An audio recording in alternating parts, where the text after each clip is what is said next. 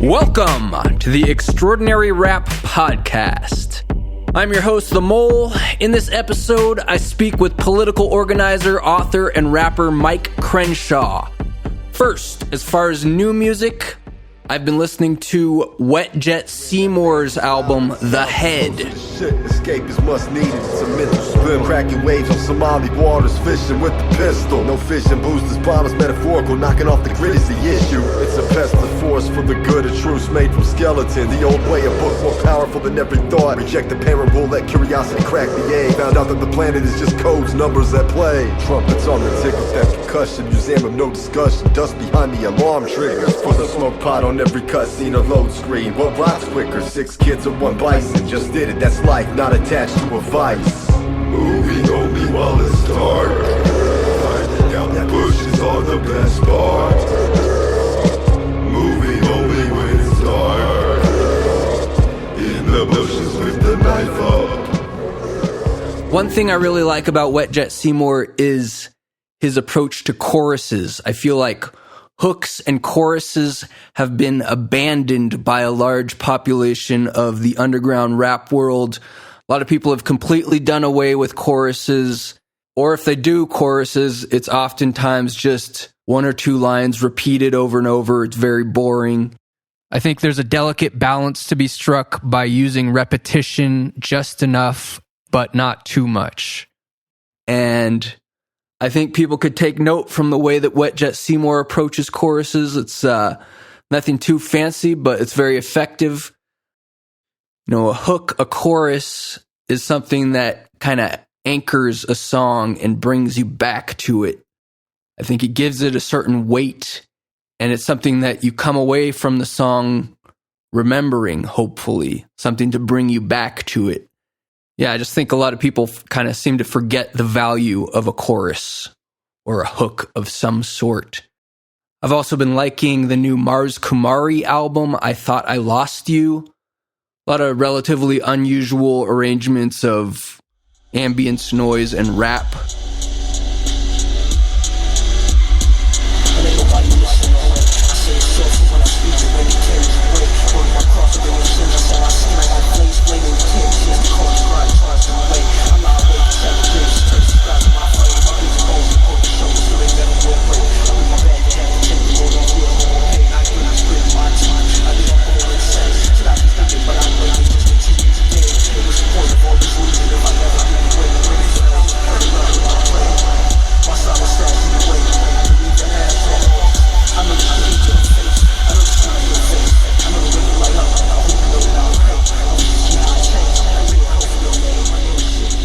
I'll have links for those in the show notes. To be honest, I haven't found a whole lot of new music I've been into lately. If you have any recommendations, please let me know.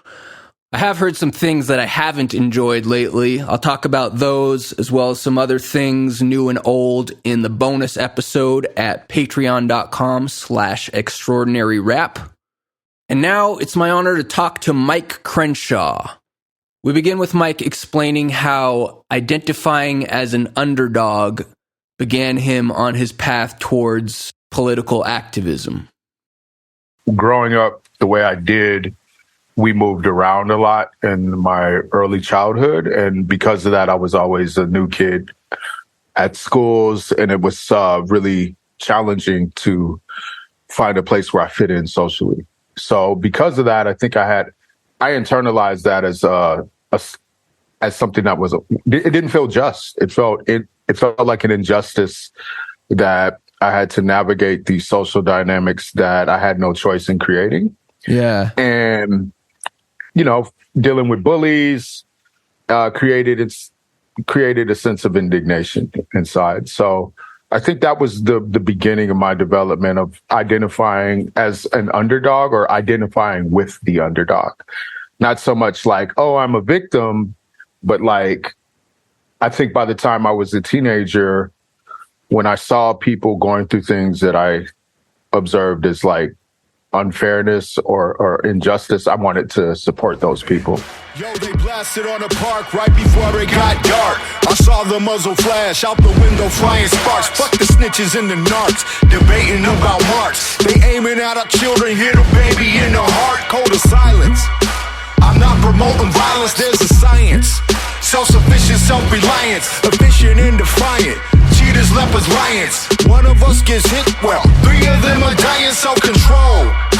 Erosion of my soul, PTSD, test me, I won't give up before our goals. Protect our families, communities and homes. As to whether we find peace, well, that remains unknown. It's time to think fast. Were there any personal family relationships or peers that you think might have inspired you in that direction?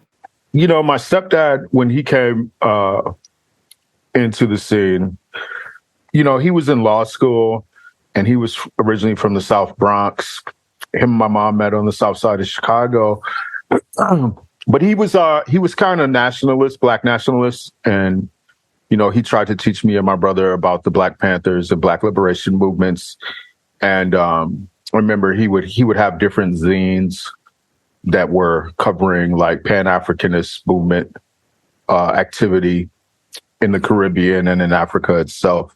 Mm-hmm. So I think from early on, yeah, he was a role model in that regard. And I think just being poor, working class Black folks trying to survive, there's a politicization that happens when you start to see your very landlord as somebody who is undermining your ability to have access to safety and security and just basic things that a family needs, you know?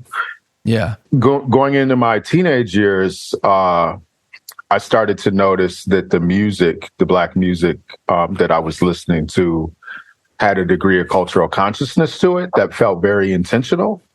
And so as you learn about the context, the historical context of struggles for liberation and survival that my people have faced as in a capitalist society that was founded by imperialism and colonialism, with slavery and genocide at its core, you start to see that the music that your family is listening to, be it soul or funk or R&B and later hip hop, that there was a message that some of the artists were carrying about the racial consciousness of our people. Your podcast, It Did Happen Here, talks about this in detail, but can you talk about who were the Baldies and the ARA?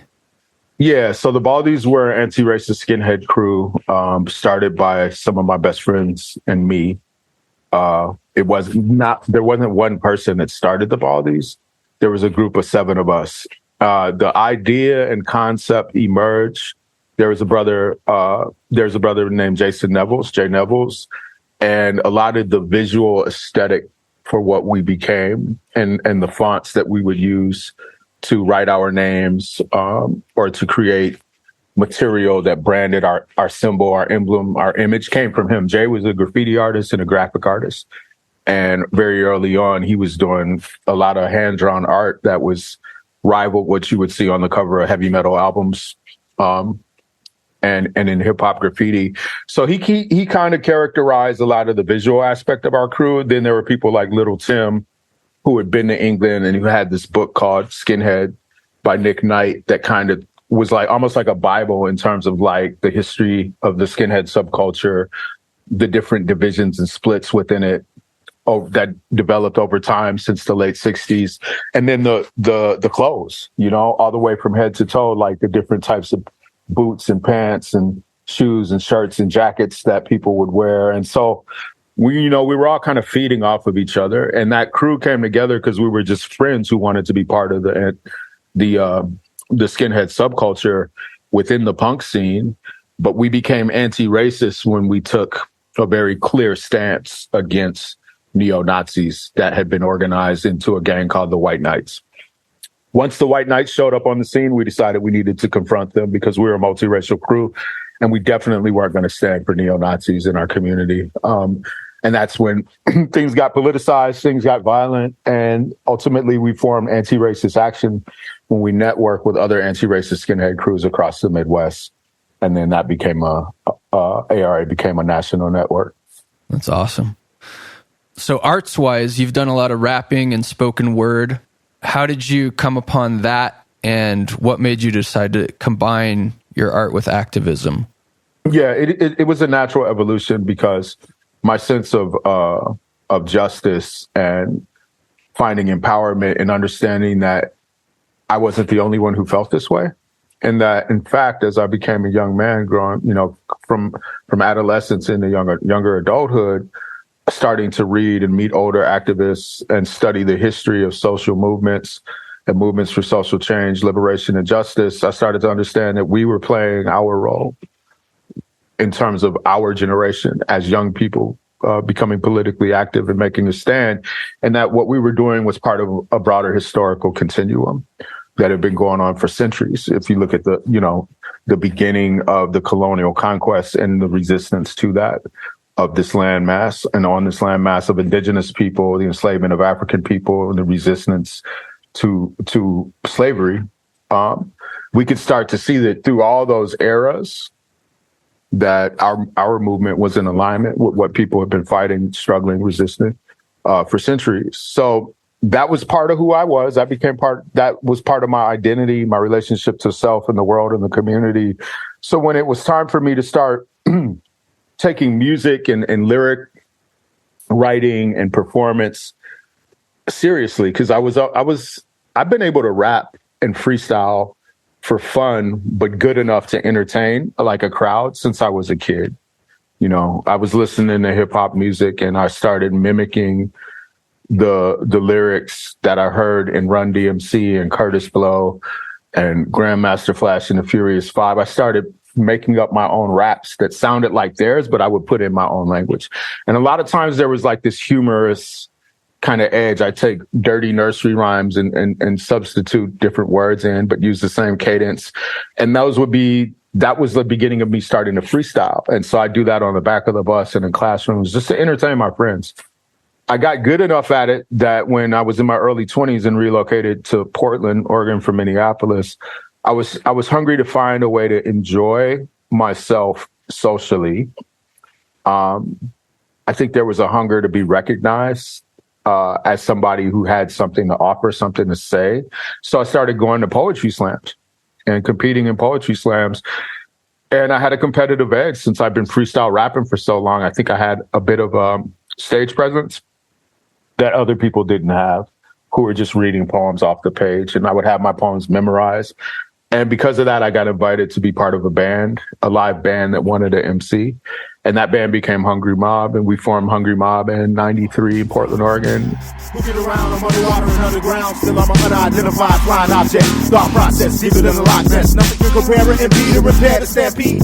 Proceed like the equinox says. Rock the houses of the Zodiac, colder than the Kodiak and the Yukon. Hotter than neutron bombs when I'm come. I'm credited with beheading my rivals and the better they toss to the marble. That force so horrible, as assholes strip their metacarpals and grass. On shards of broken glass, guard on battery acid, and it's on coming traffic, I laugh. Feel the wrath of the genius that just so happen to be psychopathic. Michael's math. I have an affinity for infinity. I fuck with energy kinetics. Potential prophetic poetic. My chemistry's ahead of its time. My enemy's endless. Seek to limit me and mimic me with gimmicks. Mentally they suffer penalty. My music is a reflection of whatever growth and development I'm going through as a human being. Like if you look at how I've presented myself as an artist, I use my own name, Mic Crenshaw. So I've been part of many different projects, but the majority of my work is under the name Mic Crenshaw. So what happens with the work that I'm doing is I'm really just expressing who I actually am as a person. And the path that I've taken, there's been growth and development in different areas. So like as an MC, you can find something pretty consistent about the kind of messages that are in my music. I like to party. I like to kick it. I've been good at freestyling. I've won battles, but when you listen to the music, it's not about winning battles. It's not about partying. It's not about kicking it. That doesn't mean that those aren't things that I participate in or enjoy as a human being. But what I choose to focus on in my music is a matter of the evolution of my own consciousness and a reflection of how I actually participate in my community locally and globally.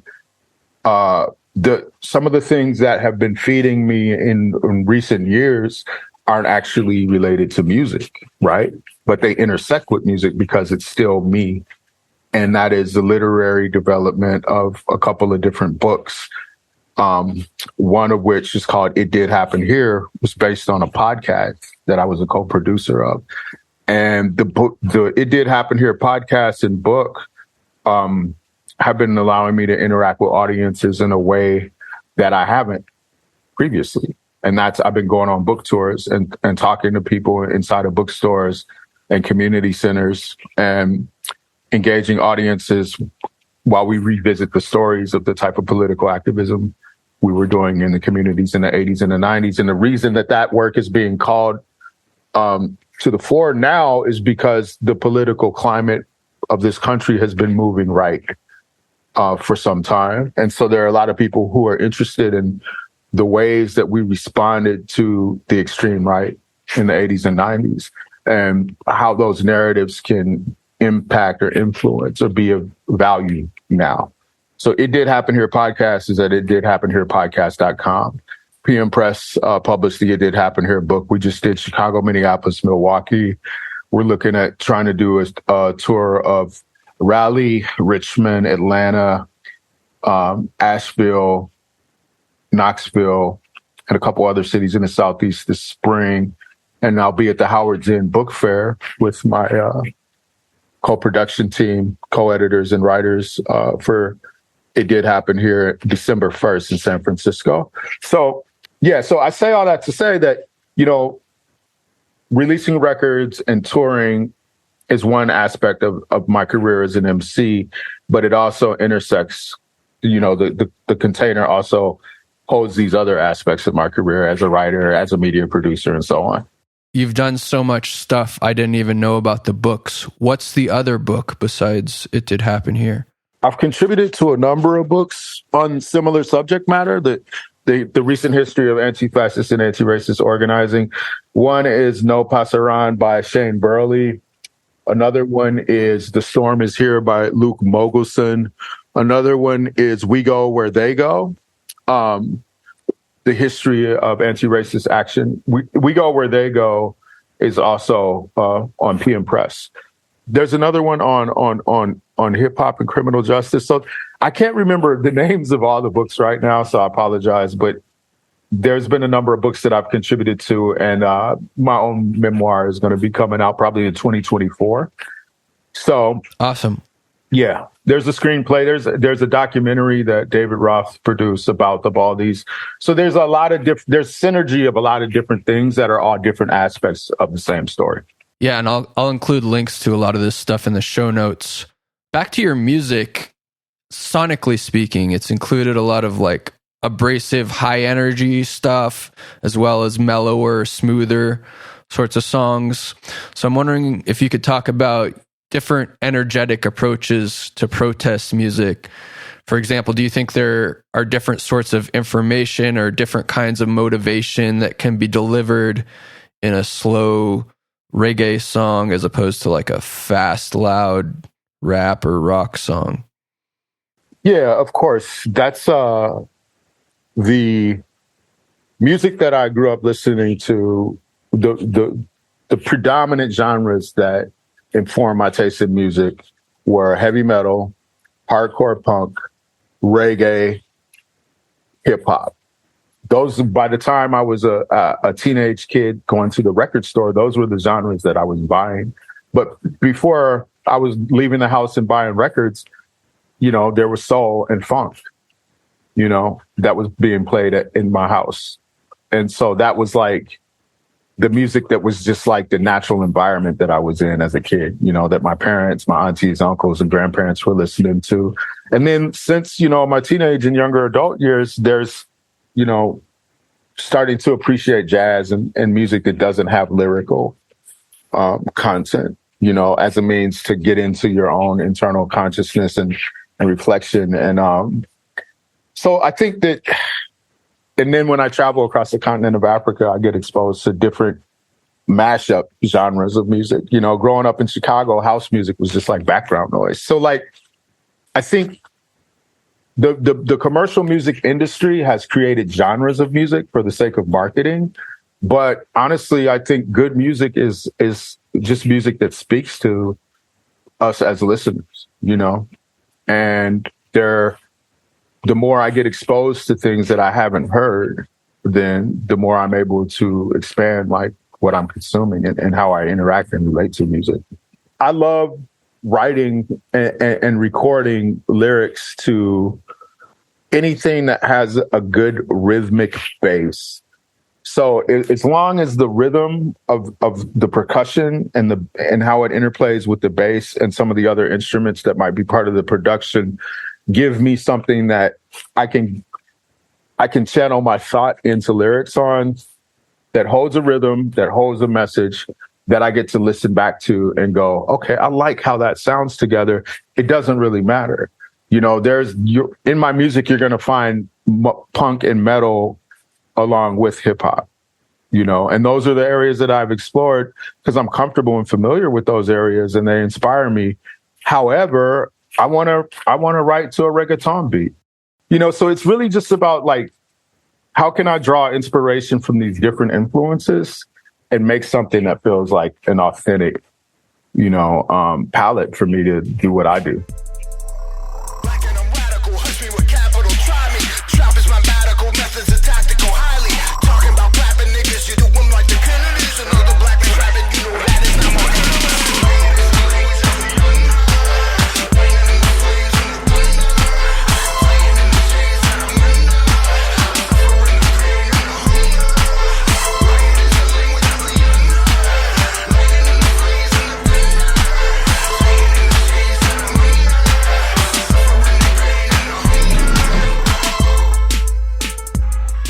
In another interview, you said that rage is not a sustainable state of being.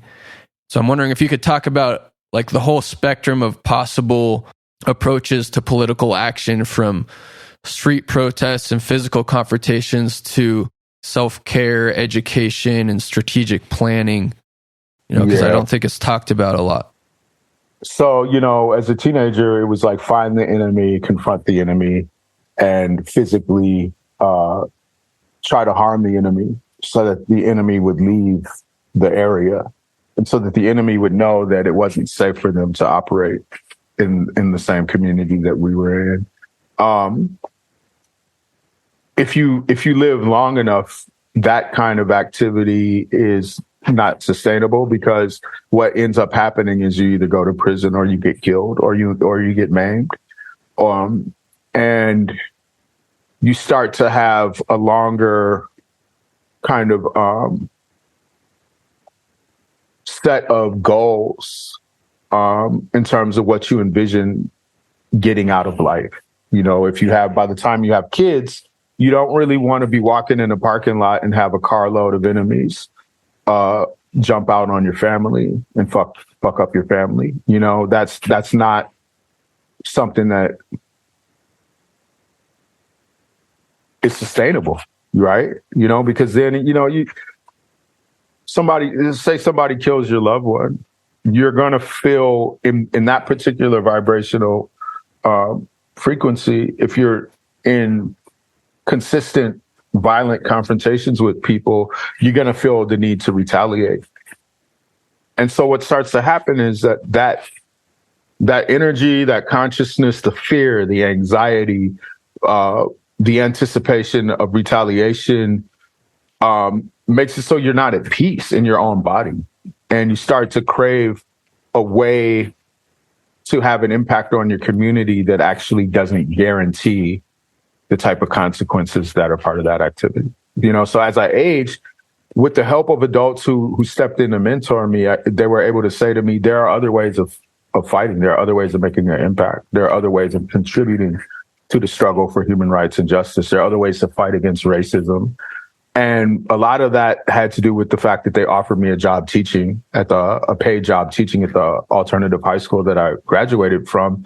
And so what they were doing was they were giving me incentive to think about sticking around.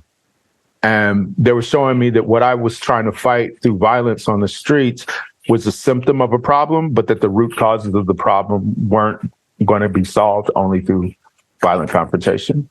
And again, this started to teach me that what the work that we were doing as younger people was connected to this longer continuum. And that if you're going to fight against the root causes of oppression, these root causes of oppression operate through systems. And these systems have to do with education, economic, entertainment, labor law, politics, sex, religion, and war, and that they influence our imaginations in ways that shape what we can even conceive of as possible. And so the real fight is, how do we contribute information, consciousness, behavior, practice, and activity into lives so that we can collectively envision the type of future that we want to create? That's where the real fight is. Because that kind of work, you can't just pick up a weapon and go make that work happen. You know, sometimes when you use violence, you're actually, I'm never going to try to discourage people from defending themselves, but self-defense is different. You know, I think you can't, if you have an enemy that you try to engage through violence, you're not going to change their mind by killing them or by maiming them. As a matter of fact, more often what you're going to do is you're going to present a threat that causes dissonance, and that encourages them to even double down on their position with more resolve. So the question is, how do we design an environment that sustains life as opposed to one that destroys the chances of our species and other species on Earth to persist? In terms of self-care, you know, my favorite things in life are deep laughter, deep sleep, being in community, enjoying good food, traveling, and sharing the joy of discovering things that are new experiences with my loved ones. And so, like, I'm privileged that I have access to those kind of experiences on a semi-regular basis. But, you know, there are a lot of people, like the people in Gaza, who don't have, they can't even leave, you know, and they're being bombed. And so what I'm able to see is that if it's not what's happening in that microcosm of what's happening right now in this current genocide that's underway, I can see that the reverberations of that conflict are going to make life less safe for everyone on Earth for decades to come. You know, you can't rob people of their right to exist and thrive in safety and security and expect that there's not going to be a consequence that threatens your own right to exist, you know, and that violence is a part of biological life on Earth, and competition is a part of how animals, you know, and species have evolved. But the question is, if we're the most intelligent species, and that, you know, that's a matter of opinion, actually, because we have all this high technology, but we're, again, destroying the ability for Earth to continue to sustain us, not only for the human race, but for all the species that we're interdependent on. And we don't even fully have a grasp on understanding the interconnectivity of life on Earth and how humans aren't going to exist if there's mass extinction of multiple species, you know, other than humans. So this is a lot to consider. It can feel overwhelming, and it does burn you out. And so you have to take naps. And so you have to have a sense of humor. We have to figure out ways to enjoy life. Otherwise, the level of conflict that we're constantly engaging will just burn us out. Back to music. This is kind of a big question, but how do you regard political rap music as far as its place on the political left now compared to like its beginnings in the 70s and 80s? Obviously, it's moved further, I would say, outside of pop culture. But as far as where it counts, you know, and like inspiring or being a part of the actual movements on the ground, you have any perspective on that? You know, at this point, I think if anything, music is something that is a part of the cultural spectrum of expression that should be included. right? So when you see people marching at a demonstration, it's one thing to hear people chanting call and response with absolutely no rhythm, right? That's not. It's pretty rough. That's not winning people over to the cause. It's actually turning people away. Believe me, I've gone to demonstrations and just walked away because I was like, I can't be in this crowd of people with absolutely no rhythm. Like, yeah. But when people pull out the drums and there's good percussionists, and then they provide a consistent, rhythmic bass for somebody with some really dope call and responses and a lot of passion, then that march gets live, and then people start dancing, and it takes on a whole new characteristic. Instead of it feeling like you're just being reactive and emotional, it feels like you're empowered and you're changing the vibration, and you have the power of everybody collectively changing the vibration. You feel like we can change the world. We just changed the vibration of this geographic location with all these people coming together in this rhythm, and we just made everybody feel hopeful and empowered. Like, that's what it's about. And so music has a place, but music isn't the only thing. Music in and of itself isn't going to change anything. But when the music gets to be included and interacts in a way, and in the space and among the people in a way that allows the people to feel empowered, inspired, and determined, then that's what it should be doing. That's music operating at its highest purpose, if the music is indeed music that's intentionally socially conscious. Talk about your work in Africa with the African hip hop caravan, etc. I was invited to go to Rwanda in 2004. That was the first time I went to Africa. It's 10-year anniversary of the genocide. Myself and a handful of activists from the U.S. went. There's about 9 of us, about 60, 70 African activists at this Great Lakes conference in Rwanda on genocide, reconciliation, HIV/AIDS, economic justice, and youth empowerment. The outcome of the conference was to commit to 2 years of work related to the issues that were discussed at the conference, with all these African community leaders and organizers and activists. And I was asked to help develop a computer center in Burundi, Central Africa, because the genocide had orphaned so many young people, and these countries didn't have a lot of GDP, gross domestic product, gross national product. There wasn't a lot of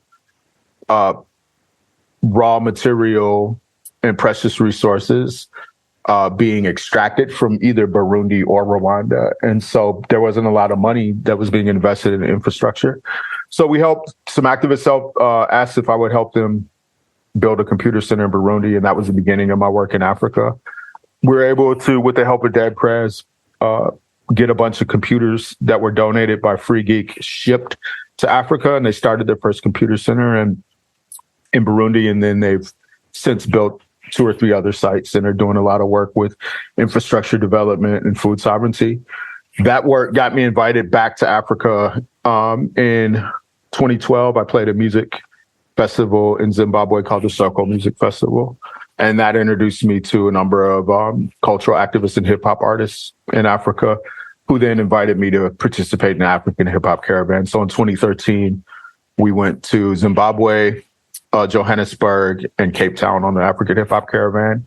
And then in 2014, we added Arusha, Tanzania, and Nairobi, Kenya. And so I would tour the circuit that was South Africa, Zimbabwe, Kenya, and Tanzania for a number of years.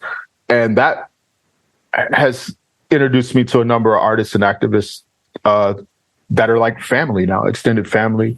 And we just launched a project in Tanzania with a Maasai artist named Kilaridi Kilamungi, and Kilaridi Maasai, and he's doing land development and food sovereignty and infrastructure projects with the support of my nonprofit Education Without Borders.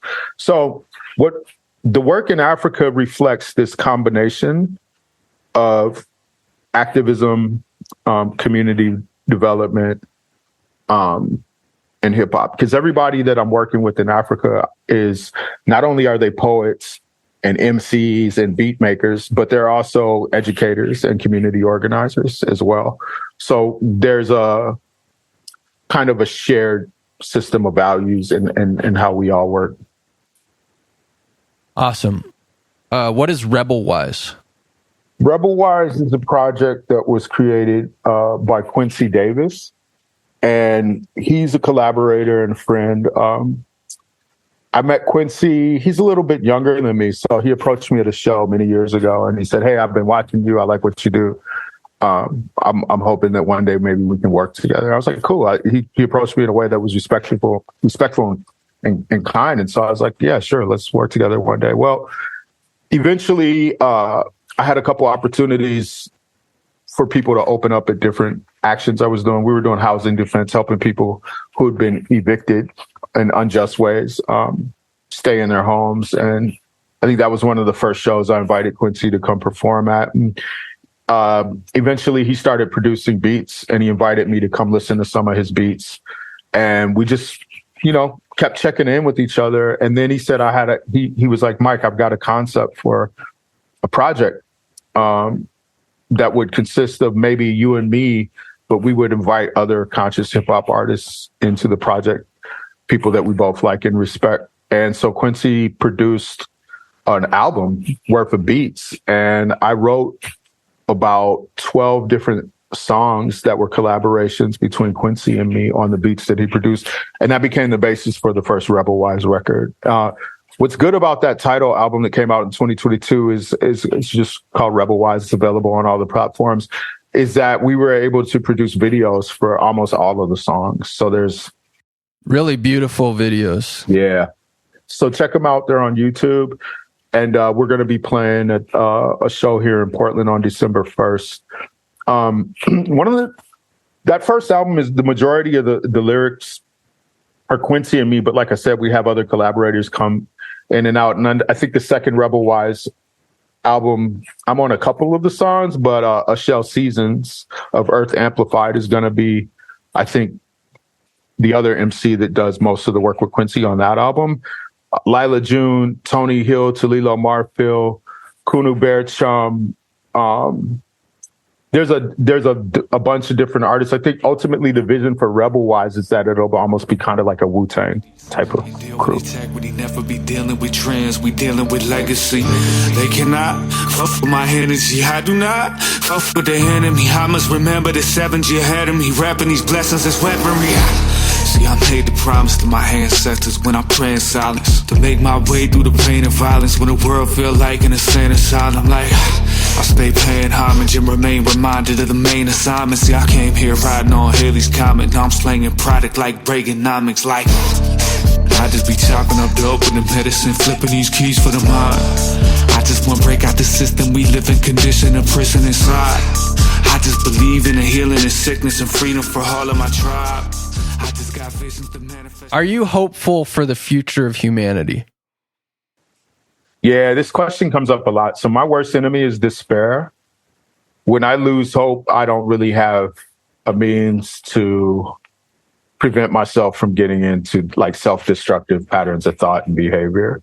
So I do a lot of work to stay connected to reasons for getting out of bed in the morning. And in my life, I've gone from a place of where despair was a dominant feeling and, being suicidal or having a really destructive relationship with addiction and abusing drugs and alcohol. Like, I know what that feels like. I've been there.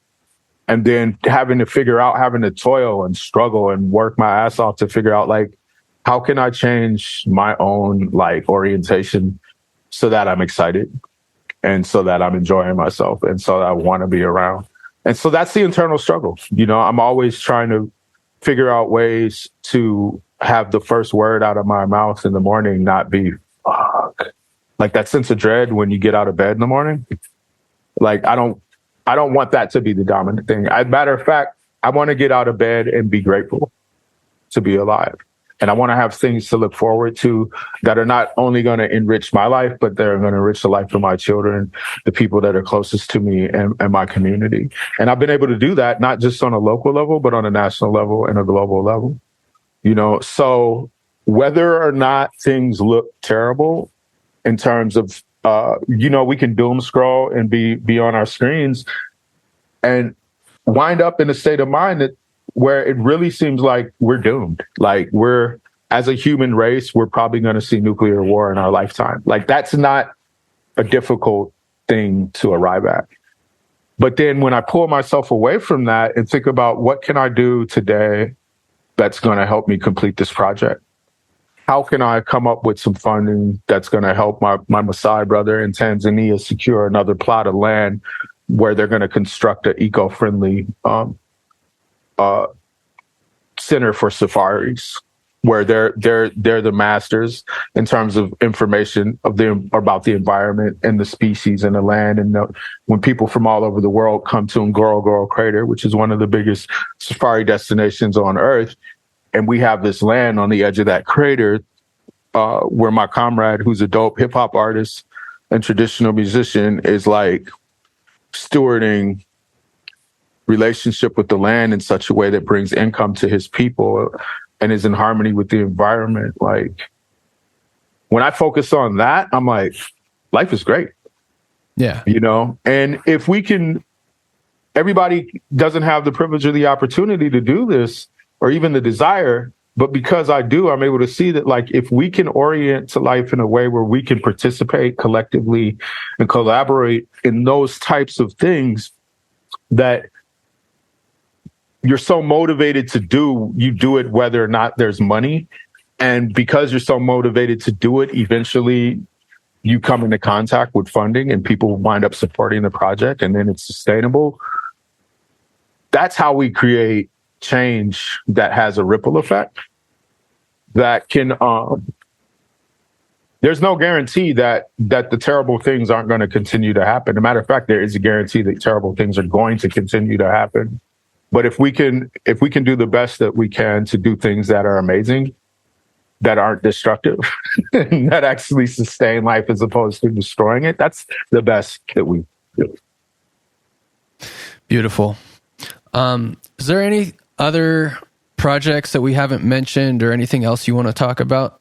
Yeah, there's Crenshaw and Shabazz, CrenshawShabazz.com, at Crenshaw Shabazz on Instagram. Check that out. It's myself and Malcolm Shabazz Hoover and the homie Tom, three good friends. Between us, we've got over 100 years of anti-racist activism and organizing in our, relative communities. And we're riding our Harleys across the country and talking to people about race. And we've already shot our first episode. It's not out yet. We're working on a whole season. We want to go to the Southeast, the Midwest, East Coast, and West Coast. And keep your eyes on that project. Again, you can search Crenshaw and Shabazz and you can read about it online. And if you want to, after you watch the teaser and listen to what we have to say about the project, if you want to donate to the project, you can. I love riding my motorcycle. I love the open road. I love seeing the country. And I love talking to amazing, interesting people. And the basis of the show is us talking to people who aren't famous.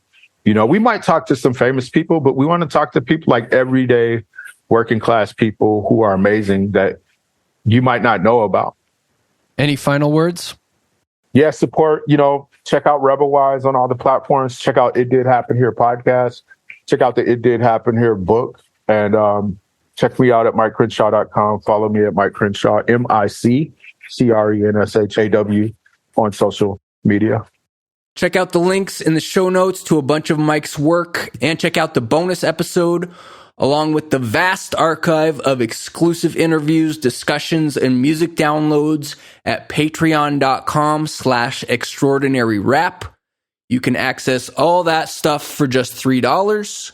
Check out extraordinaryrap.org for our complete array of platforms and products.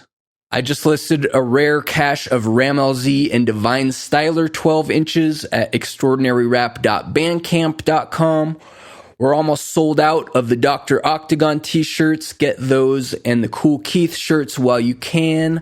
Blah, blah, blah, blah, blah. Thank you for listening. Free Palestine. I love you.